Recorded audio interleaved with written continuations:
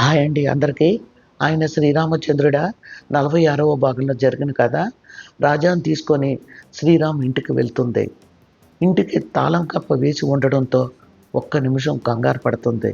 శ్రీరామ్ ఎక్కడికి వెళ్ళినట్లు అని. రాజాను తీసుకొని బీచ్‌కి వెళ్తుంది. బీచ్‌లో కూర్చుంటుంది రాజాతో కలిసి. అమ్మా నేను ఇసుక గూళ్ళు కట్టుకోనా అని అన్నాడు. కట్టుకో రాజా అని శ్రీరామ్ ఎక్కడికి వెళ్ళినట్లు అని ఆలోచనలో ఉండగానే తనకి కొంచెం దూరంలో శ్రీరామ్ కనిపించి కంగారుగా దగ్గరికి వెళ్ళి ఇక్కడ ఏం చేస్తున్నట్లు, ఇక్కడికి ఎందుకు వచ్చారు అని శ్రీరామ్తో పాటు రాజా దగ్గరికి వస్తుంది.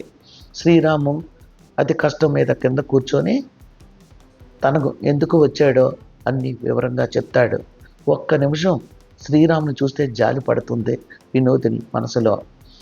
ఇద్దరూ కలిపి కబుర్లు చెప్పుకుంటూ ఉండగా రాజా గబుక్కున లేచి నిలబడి చేతులు రెండు దులపడంతో ఇసుక వెళ్ళి శ్రీరామ్ కంట్లో పడింది.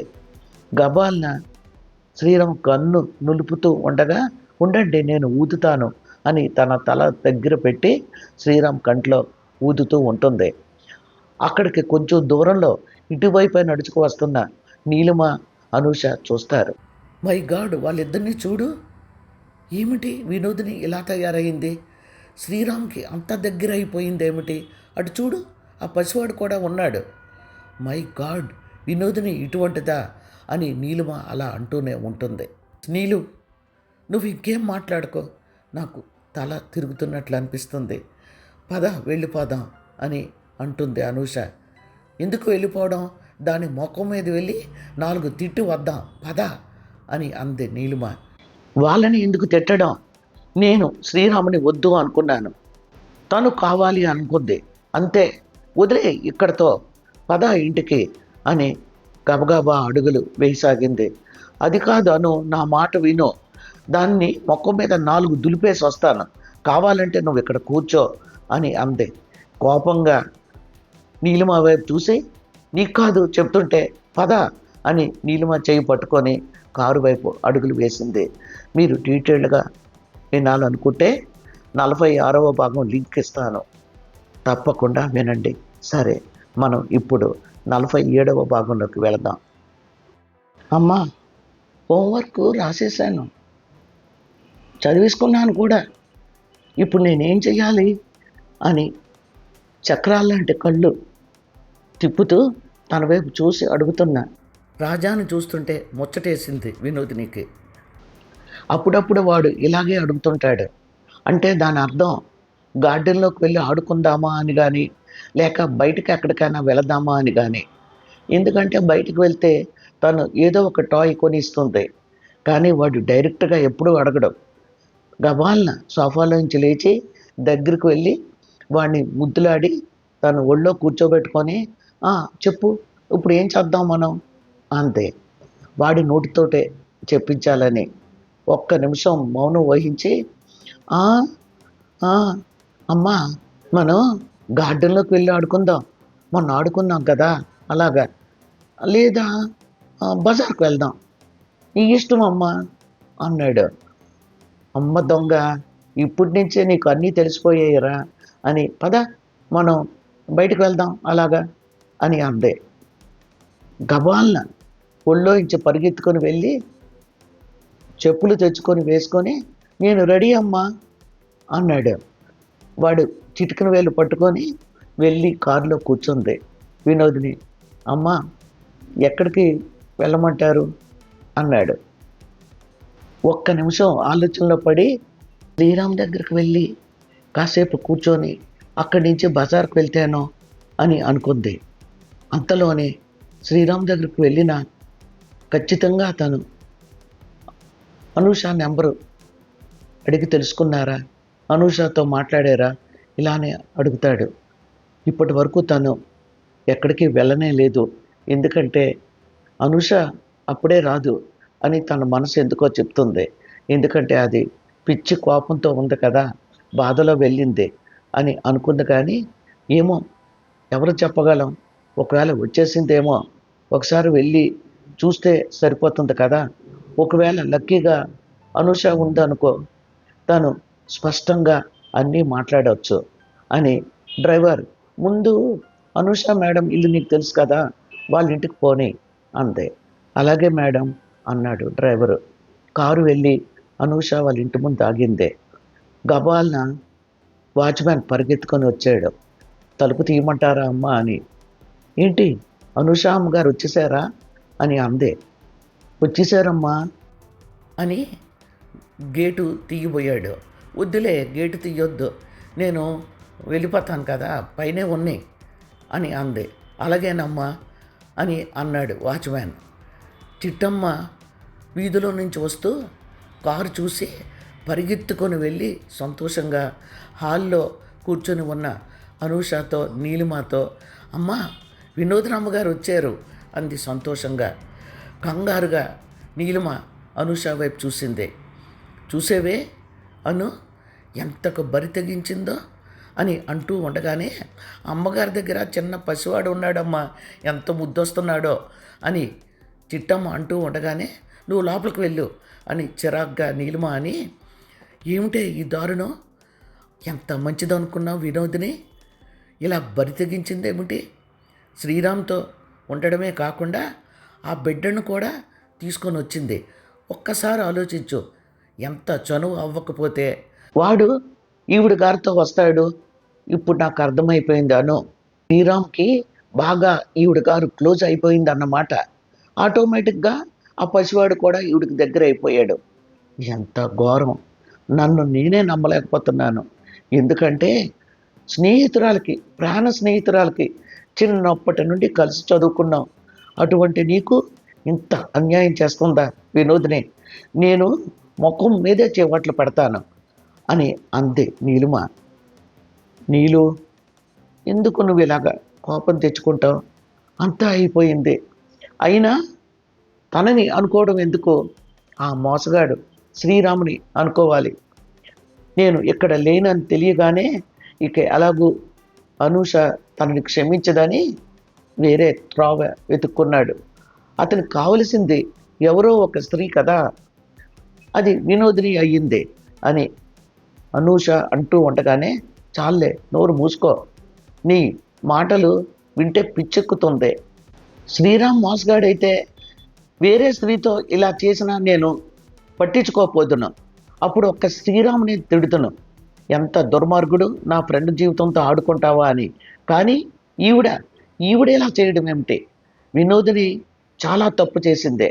ఆ తప్పు తెలిసేలా ముఖం మీద చివాట్లు పెడతాను నేను, నువ్వు ఎంత వద్దంటున్నా సరే అని అంతే కోపంగా నీలిమ. ప్లీజ్ నీలు, వదిలే, ఎందుకు నువ్వు వినోదిని మీద కోపం తెచ్చుకుంటావు అని అనూష అంటూ ఉండగానే, చిరునవ్వుతో చంటివాడి చిటికన వేలు పట్టుకొని లోపలికి వచ్చి, ఏమిటే దొంగ, నాకు చెప్పకుండా యుఎస్ఏ వెళ్ళిపోతావా అని వినోదిని అంటూ ఉండగానే, నీకెందుకు చెప్పాలి, చెప్తే ఏం చేస్తావు, ఇప్పుడు చేసావు కదా చేసేదంతా అని కోపంగా అంది నీలిమ. ఆశ్చర్యంగా అంది వినోదిని. నేనేం చేశాను అంది. ఇంకా చేయడం ఏమిటే, పిల్లి కళ్ళు మూసుకొని పాలు తాగుతూ ఎవరు చూడలేదు అని అనుకుంటుందట. నీలాగే శ్రీరామ్తో చేయవలసిందంతా చేసేసి అతనికి, ఆ మోసగాడికి దగ్గరయ్యి, ఈ బిడ్డడికి కూడా దగ్గర అయిపోయి నీ జీవితానికి ఒక తోడుని వెతికేసుకున్నావు అని నీలిమ అంటూ ఉండగానే, నోరు మూయి, ఏమిటి నీళ్ళు పిచ్చి పిచ్చిగా వాగుతున్నావు అని అంతే కోపంగా వినోదిని. నేను పిచ్చి పిచ్చిగా వాగుతున్నానా, నీ బాగోతం మా ఇద్దరికి తెలియదు అనుకుంటున్నావా, మీరిద్దరూ ఎంత దగ్గర అవ్వకపోతే వెంట పార్కుల వెంట తిరుగుతారు, మిమ్మల్ని మేమిద్దరం బీచ్లో చూడలేదనుకున్నావా, ఆ మహానుభావుడికి కంట్లో ఇసుక పడడం, తమరేమో ఎంతో ప్రేమగా కళ్ళల్లో ఊదడం, అది దగ్గరగా ముఖం పెట్టి మరి, చచ్చ, నా నోటితో చెప్పడానికే నాకు సిగ్గుగా ఉంది. ఇందుకే ఇంత మారిపోయావు, ఈ ప్రపంచంలో నీకు మగాడే దొరకలేదా, ఒక్క శ్రీరామే దొరికాడా అని నీలిమ అంటూ ఉండగానే, ఫడేలుమని నీలిమ చంప మీద వాయిగొట్టి, రాస్కెల్, ఏమిటే పిచ్చి పిచ్చిగా వాగుతున్నావు, నువ్వు నోరు మూసుకో అను, నువ్వు చెప్పు నేను అటువంటి దాన్నా అని అంది బాధగా వినోదిని. ఇప్పుడు నేనేమీ చెప్పే స్థితిలో లేను. దయించి నేను ఒక్కటి మాత్రం నిన్ను కోరుకుంటున్నాను అని 2 చేతులు ఎత్తి జోడించి ఇక్కడి నుంచి వెళ్ళిపో ప్లీజ్ అంది అనూష. షాక్ అయి అలా ఉండిపోయింది వినోదిని. అర్థమైందా? దాని మాట ఒకటి, నా మాట ఒకటి కాదు. మాకు నీ బాగోతం అంతా తెలిసిపోయింది. ప్లీజ్ వెళ్ళిపో. అది తట్టుకోలేకపోతుంది. నేను ఎందుకు ఇక్కడ ఉన్నాను అనుకున్నావు? మీ ఇద్దరి జంట బీచ్లో చూశాక అనూష అసలు లేవడం లేదు. నేనే బలవంతంగా హాల్లోకి తీసుకొచ్చి దాన్ని మనిషిని చెయ్యాలని ఆ టీవీ పెట్టాను. చిచి వెళ్ళిపో ఇక్కడి నుంచి అని కోపంగా అంది. మరోసారి ఫడేలుమని నీలిమ చంప మీద వాయిగొట్టి, రాస్కెల్ నువ్వు అసలు ఏం స్నేహితురాలువే? స్నేహితురాల్ని ఇలాగైనా తప్పుతావా పట్టించేది? అసలు జరిగిందేదో తెలుసుకోకుండా అని అంది. ఓహో అర్థమైంది. ఆ మహానుభావుడు ఇప్పటి వరకు కట్టుకథలు చెప్పాడు. ఇక నువ్వు చెప్పడం మిగిలిపోయింది అంతేనా అంతే కోపంగా. అసలు మీ ఇద్దరితో మాట్లాడడం అనవసరం అనిపిస్తుంది.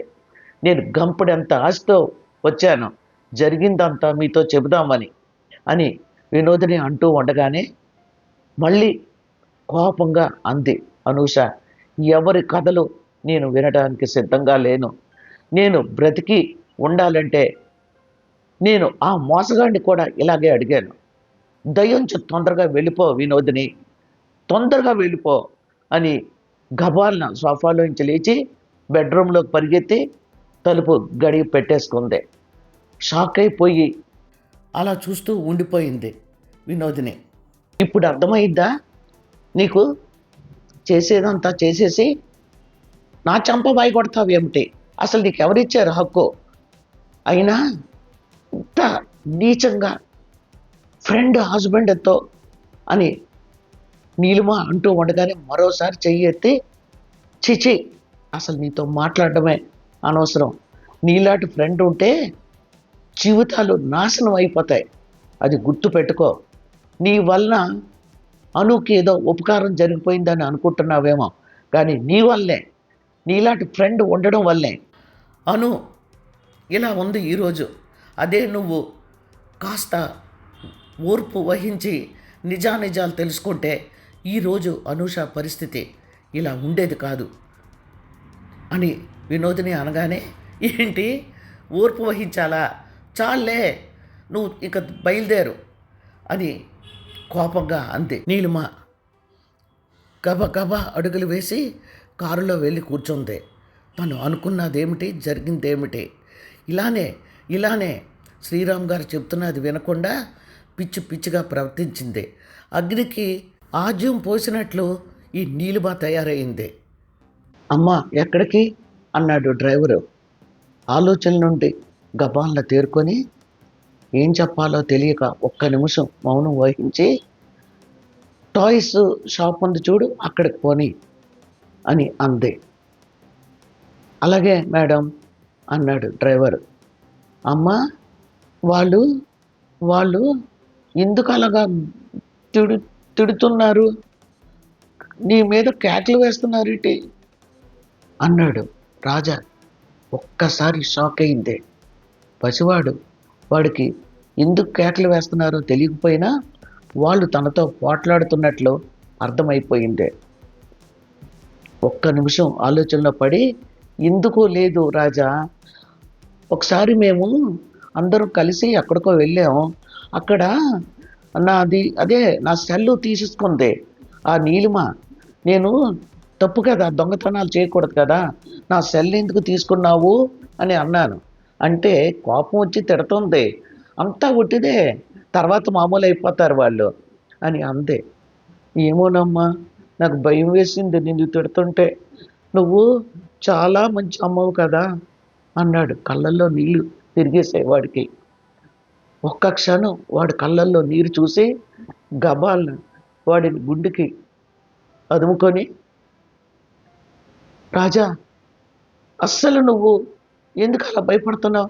నేను ఒట్టిదే అని చెప్పాను కదా. మరి నువ్వు మీ ఫ్రెండ్స్ పోట్లాడుకోరా? ఎప్పుడు దెబ్బలాడుకోరా? అని అంతే వినోదిని. "ఆ! దెబ్బలాడతాను. మొన్న నువ్వు మంచి పెన్సిల్ కొనిచ్చావు కదా! అది నా ఫ్రెండ్ రవి దొబ్బేసాడు. వాడి బ్యాగ్‌లో చూసి వాడిని బాగా తిట్టాను" అని అన్నాడు. "చూసావా? మీరు చిన్నోళ్ళు, మేము పెద్దోళ్ళం అంతే. ఫ్రెండ్స్ అంటే దెబ్బలాడుకుంటారు" అని అంది చిన్నగా లేని నవ్వుని తెచ్చుకొని. "అమ్మ, కారు షాప్ ముందు ఆగింది" అని డ్రైవర్ అనగానే, "రా రా, నీకు మంచి బొమ్మలు కొనిస్తాను" అని అంది వినోదిని. సంతోషంగా కారు దిగి, "అమ్మా, నాకు ఒక్క బొమ్మ కొనివ్వు చాలు. ఇంట్లో బోలెడు బొమ్మలున్నాయి" అని అన్నాడు. "నీకు ఒకటి కాదురా, ఈరోజు 2 ఇస్తాను" అని షాపులోకి తీసుకువెళ్ళి, "నీకు ఏం కావాలో అవి 2 తీసుకో అర్జెంటుగా, నాకు పనుంది" అని అంది. వాడు గబగబా వెళ్ళి ఆ బొమ్మల్లో 2 సెలెక్ట్ చేసుకొని, "ఇవి" అన్నాడు. "సరే, బిల్లియ్యి బాబు" అని అంది. షాప్ వాడు బిల్లు వేసి ఇవ్వగానే ఆ 2 బొమ్మలు తీసుకొని వాడితో కారు ఎక్కింది వినోదిని. "అమ్మా, ఇంటికేనా" అన్నాడు డ్రైవరు. ఒక్క నిమిషం ఆలోచించి, "ఆ, ఇంటికే. ముందు రాజాని ఇంట్లో దించేసి చుక్కమ్మకి అప్పగించు. నాకు కొంచెం పని ఉంది బయట" అని అంది. "సరే మేడం" అని ఇంటి ముందు కారు ఆగగానే రాజాని బొమ్మల్ని తీసుకొని ఇంట్లోకి నడిచి చుక్కమ్మకి అప్పగించి తిరిగొచ్చి కారు ఎక్కాడు డ్రైవర్. "ఇప్పుడు చెప్పండమ్మా, ఎక్కడికి వెళ్ళాలి" అని అన్నాడు డ్రైవర్. ఎక్కడికి వెళ్ళాలో తనకే తెలియడం లేదు. ఒక్క నిమిషం ఆలోచనలో పడింది. శ్రీరామ్ గారి దగ్గరికి వెళ్తేనో అని అనుకుంది. నో, అక్కడికి వెళ్ళకూడదు. వెళితే వెంటనే అడుగుతాడు, "అనూష ఫోన్ నెంబర్ దొరికిందా? నీలిమ ఇంటికి, రమ్య వాళ్ళ ఇంటికి వెళ్ళారా" అని. తను ఏం సమాధానం చెప్పాలి? సమాధానం లేదు కూడా తన దగ్గర అని ఆలోచనలో పడింది. వెంటనే డాక్టర్ సూర్యప్రకాష్ గుర్తొచ్చాడు. ఒక్క నిమిషం ఆలోచనలో పడి, వెళ్తేనే బెటరు. ఈ టైంలో తను ఖాళీగానే ఉంటాడు అని వాచి వైపు చూసుకొని, "డ్రైవర్" అని అడ్రస్ చెప్పి కారులో తిరిగొచ్చి కూర్చుంది. ఈ మధ్యన అన్నయ్య 1కి 2 సార్లు ఫోన్ చేస్తున్నాడు, వస్తున్నాడు కూడా. "అమ్మా, ఎన్నాళ్ళు ఇలా ఉంటావు చెప్పు? నీకు నచ్చిన సంబంధమే మేము చేసుకోమంటున్నాం. ఇంతకు ముందులా మేము ఒక మ్యాచ్ చూసి ఇది చేసుకోమ్మా అని అనడం లేదు. ఎందుకంటే మా తప్పు మాకు అర్థమయ్యింది తల్లి. ఇంత పెద్ద చదువు చదివావు, నీకు తెలుసు ఎటువంటి మనిషితో నీ జీవితం బాగుంటుందో, నీ భావాలు ఎవరితో కలుస్తాయో వాళ్ళని చేసుకుంటేనే నువ్వు సుఖపడగలవని ఆ ఉద్దేశంతోటే ఎన్నో ప్రయాసలు కోర్చి ఈ డాక్టర్ సూర్యప్రకాష్ గారి సంబంధం తీసుకొచ్చాం. నువ్వు అనొచ్చు, ఇది కూడా మీరు తీసుకొచ్చిన సంబంధమే కదా అని. కానీ మేము తీసుకువచ్చిన సంబంధం అయినా సరే నేను ఎన్నోసార్లు డాక్టర్ గారిని వెళ్ళి కలిశానమ్మా. జరిగిందంతా చెప్పాను, నీ అభిప్రాయం కూడా చెప్పాను. తను జరిగిన సంఘటనతో మ్యారేజ్ చేసుకోను అని అంటుంది. కానీ మా చెల్లి అలా అందని చూస్తూ ఊరుకోలేం కదా అని నీ గురించి ప్రతిదీ పోసగుచ్చినట్లు చెప్పానమ్మా. అతను ఎంత గొప్ప వ్యక్తి అంటే తన సంపాదనలో 20% అనాథ పిల్లలకు డొనేట్ చేస్తున్నాడమ్మా ప్రతి నెల. ఇటువంటి వ్యక్తులు 100కి 1,00,00,000కి ఒక్కరే ఉంటారు. నా బంగారు తల్లివి కాదు, ఒక్కసారి ఈ అన్నయ్యని మన్నించి డాక్టర్ సూర్యప్రకాష్ గారితో మాట్లాడు. నీకు నచ్చలేదు అని అంటే మేము ఫోర్స్ చెయ్యం తల్లి అని ఒకటే చెప్పడంతో వీలు చూసుకొని వెళ్ళి డాక్టర్ సూర్యప్రకాష్ని కలిసిందే. నిజం చెప్పాలంటే మొదటి మీటింగ్లోనే డాక్టర్ సూర్యప్రకాష్ వ్యక్తిత్వం తనకు ఎంతో నచ్చింది. అంతేకాదు అతని అభిప్రాయాలు, ఆలోచనలు వింటుంటే ఇటువంటి మంచి మనుషులు ఉంటారా అని కూడా తను అనుకుంది. కానీ ఎందుకో తెలియదు, తన నెంబరు డాక్టర్ సూర్యప్రకాష్ గారికి ఇచ్చింది కానీ తను మళ్ళీ అతనితో మాట్లాడలేదు. తర్వాత అతనే తనని ఇన్వైట్ చేశాడు. "ఈరోజు నాకు హాలిడే అండి, ఆర్ఫనైజ్ హోమ్కి వెళ్తున్నాను, మీకు ఇంట్రెస్ట్ ఉంటే వస్తారా" అక్కడ ఒక్కొక్క పసి వాళ్ళది ఒక్కొక్క కథ వింటుంటే కళ్ళల్లో నీళ్లు తిరుగుతాయి. నిజం చెప్పాలంటే వాళ్ళకి ఇంకా ఏదో చెయ్యాలని అనిపిస్తూ ఉంటుంది. నేను ఎందుకు మిమ్మల్ని ఇన్వైట్ చేస్తున్నానంటే, రేపు మ్యారేజ్ అయినాక మీరు ఏంటి డబ్బులన్నీ ఇలా తగలేస్తున్నారని కానీ, లేకపోతే నా హాబీస్ అదేనండి, ఇటువంటివి నాకు చాలా ఇష్టం, ఇవన్నీ అయితే లాభం లేదని కానీ అంటారేమో అని చిన్న భయం. ఆ భయంతోనే మనం జస్ట్ ఫ్రెండ్స్‌లా కలిసి తిరుగుదాం. నా గురించి అంతా మీకు తెలుస్తుంది. మీ గురించి అయితే మీ బ్రదరు ఒక్కసారి కాదు బోలెడు సార్లు చెప్పాడు. మీ వ్యక్తిత్వం, మీ మనసు అవన్నీ నచ్చబట్టే నేను ఈరోజు మీతో మాట్లాడుతున్నాను. మరి నాతో పాటు ఆ పసివాళ్ళని చూడడానికి వస్తారా అని అన్నాడు సూర్యప్రకాష్.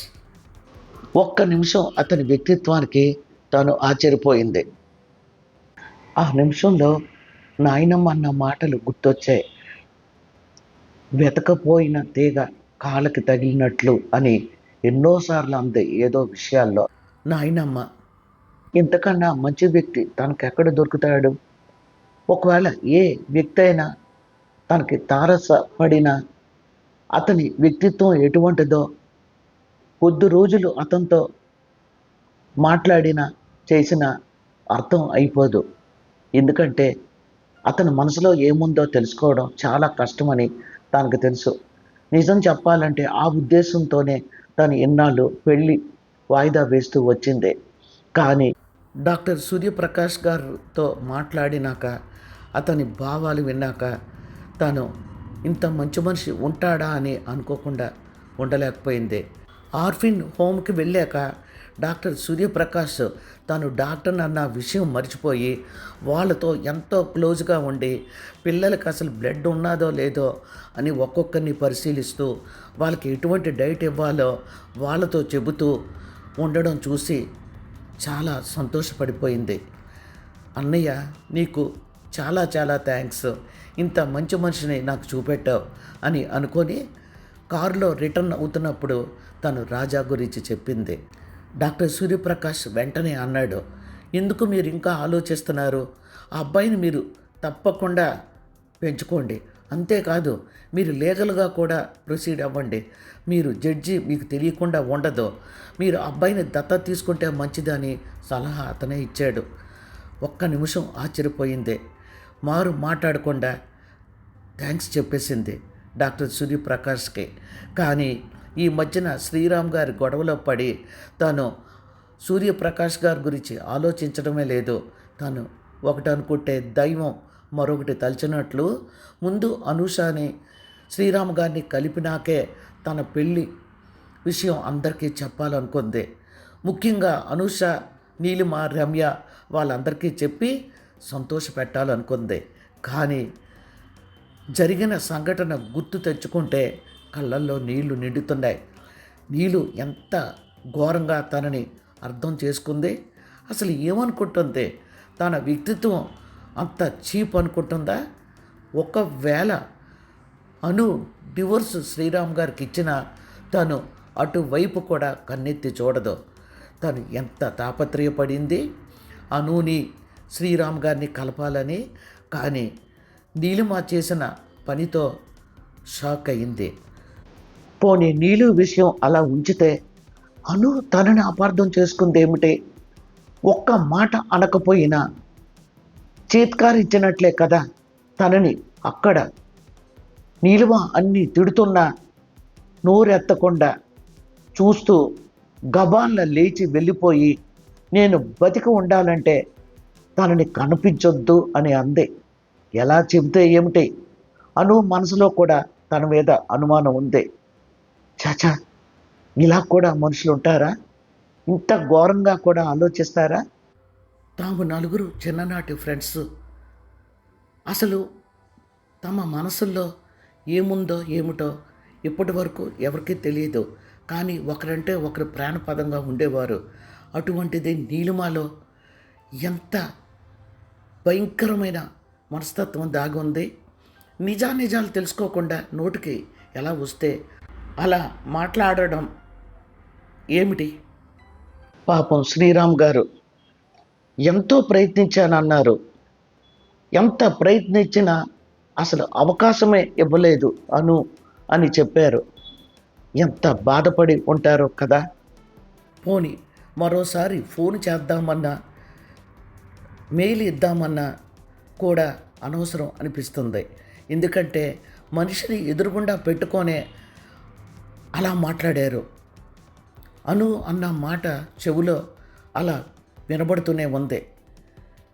ఇప్పుడు తను ఏం చేయాలి, అదే అర్థం కావడం లేదు అని ఆలోచనలో పడ్డ వినోదినికి చప్పున డాక్టర్ సూర్యప్రకాష్ గుర్తొచ్చాడు. ఒక్క నిమిషం తనని తానే నమ్మలేకపోయింది. సూర్యప్రకాష్ ఇప్పుడు గుర్తు వచ్చినందుకు కాదు, తను ఏమి చెయ్యాలా అని ఆలోచిస్తున్నప్పుడు సూర్యప్రకాష్ గారు గుర్తు రావడం చాలా ఆశ్చర్యం అనిపించింది. వెంటనే డ్రైవర్ కారు పోనీ అని అడ్రస్ చెప్పింది. కారు వెళ్ళి ఆగింది. వెళ్ళేటప్పటికి ఒక్కడు హాల్లో కూర్చొని పేపరు తిరగవేస్తున్నాడు. వినోదిని చూసి పేపర్ అక్కడ పడేసి వెల్కమ్ అండి అన్నాడు. వెళ్ళి ఎదురుగుండా కూర్చొని తన ప్రాబ్లం అంతా చెప్పింది. చెప్పగానే చిన్నగా నవ్వి, మీరు అనవసరంగా బాధపడిపోకండి. నిజం చెప్పాలంటే మనస్పర్ధలు, అపోహలు అన్నీ ఉండేది మనుషుల మధ్యనే.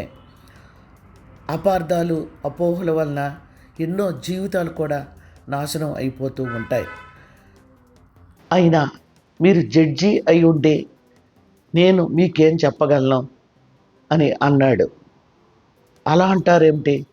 నేను ఇప్పుడు జడ్జిని కాదు, ఒక ఫ్రెండ్ జీవితం నిలబెట్టడానికి ప్రయత్నిస్తున్న ఫ్రెండ్ని అని అనగానే ఒక్క నిమిషం వినోదిని వైపు చూసి, అసలు మీరు ఏమనుకుంటున్నారు, మీరు ఏం చేయాలనుకుంటున్నారు అది చెప్పండి, దాన్ని బట్టి నా అభిప్రాయం నేను చెప్తాను అని అన్నాడు సూర్యప్రకాష్.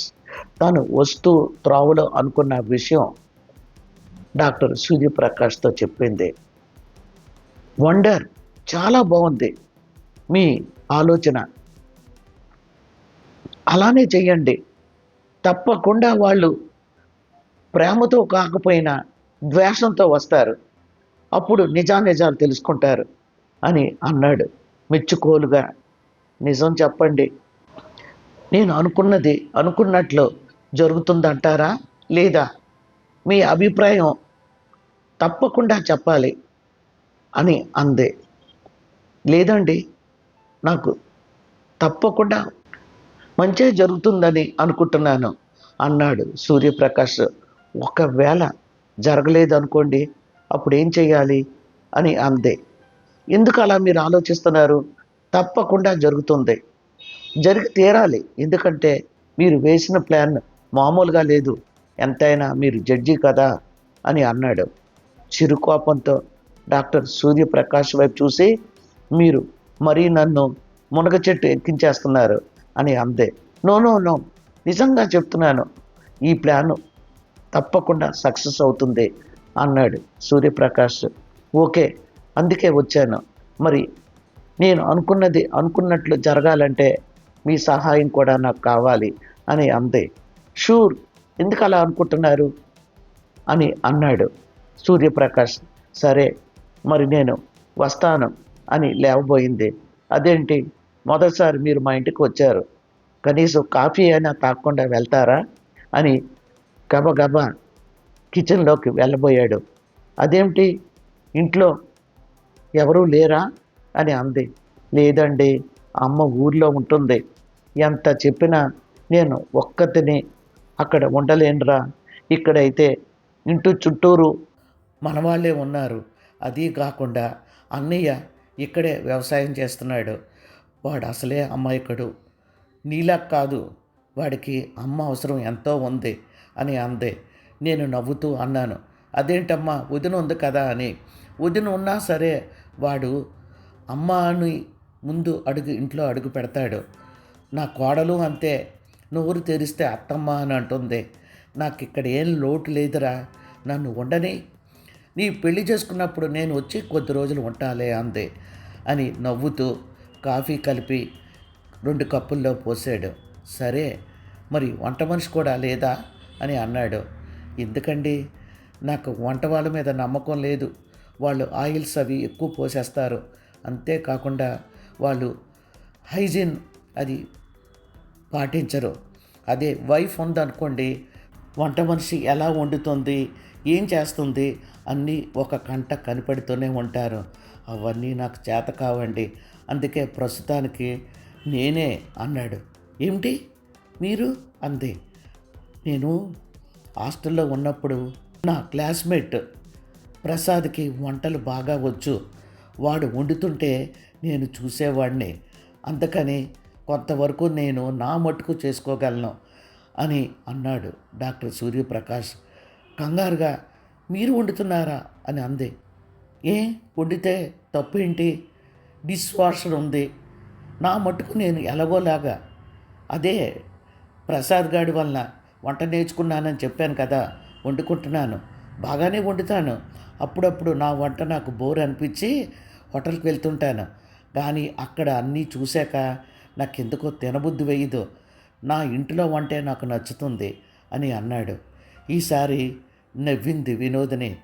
బాబోయ్, మీరు చాలా చాలా వాటిల్లో ప్రావీణ్యం ఉందన్నమాట అంది. ఎందులోనండి అన్నాడు నవ్వుతూ. సరేలేండి, చాలా టైం అవుతుంది. ఇంటి దగ్గర రాజా నా కోసం చూస్తుంటాడు. మరి నేను వెళ్ళనా అంది. ఓకే అని అన్నాడు నవ్వుతూ. మర్చిపోరు కదా మన ప్లాన్ అంది. నెవర్, నేను అలా మర్చిపోనండి. అంతా నాకు ఫీడ్ అయిపోతుంది అన్నాడు నవ్వుతూ. బై చెప్పేసి కారు ఎక్కి కూర్చుంది వినోదిని. ఎందుకో తెలియదు, మనసంతా దూది పింజంలా తేలిపోతుంది. తన సమస్య పరిష్కారం అవుతున్నందుకే కాదు, డాక్టర్ సూర్యప్రకాష్ వ్యక్తిత్వం మరోసారి తనకు తెలిసిందే. ఎంత మంచి మనిషి అని అనుకోకుండా ఉండలేకపోయింది వినోదిని.